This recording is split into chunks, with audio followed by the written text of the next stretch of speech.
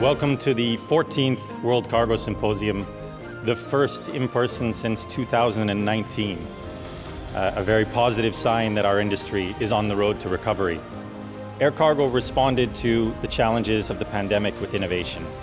Aircraft were reconfigured to carry cargo in the passenger cabin, and freighter operations were expanded as best as possible. I think the industry deserves great credit for the way it was able to pivot its business, which, as you all know, was primarily a passenger-focused business into a cargo-focused business, and did that overnight. Yeah, I'm a complete convert, so I have to say I've sort of seen the light, having been in the industry for such a long time, and being on the fleet side with a real predominantly passenger view, and then moving over. First thing was, as Brendan said earlier, what a phenomenal role cargo plays for society, and that was my first kind of wake-up call. You haven't got any passengers, you haven't got any revenue, we can make money purely looking at cargo. You know, the ability to switch the business to a cargo focus quickly has been a real lifesaver for a lot of airlines.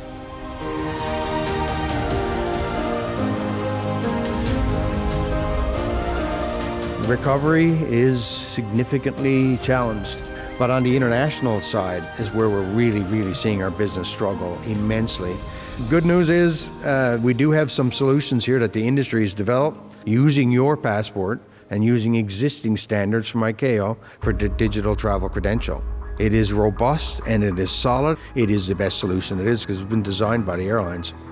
Technology is there, so it's not a technology issue. What we need to put into context, we are a fragmented industry, and I think that's a perfect example of how we now as an industry have the perfect momentum for how we can drive digitalization and alignment throughout the industry further going forward. The only thing that was lacking, and probably we are the ones to blame on that, we don't bring it to the footlight enough. What should we be doing more of to really take that message out there? And it's not only to governments and other stakeholders, it's to the actual man on the street. Because if tomorrow we switch that light off, life as we know today really changes significantly. Sustainability is our license to grow. These are indeed interesting times. Iata is basically committed to what they call a net zero emissions by 2050. I think we all wish to strive for a higher quality offset. But the key thing that really moves the dial is sustainable aviation fuel. We know that there is new technologies coming.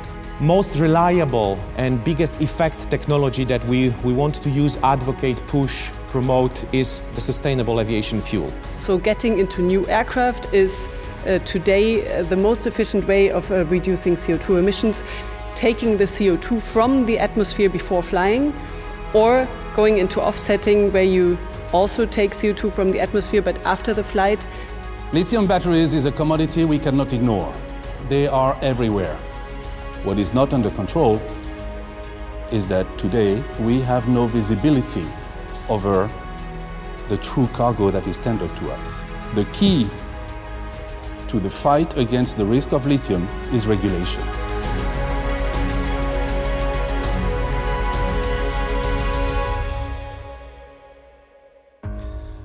I'll bring my remarks to a close by reflecting on why we're all here today. Air cargo is a critically important industry. This pandemic reminded us all of that. We make people's lives better through trade, and in the crisis, we also recognize that we are saving lives.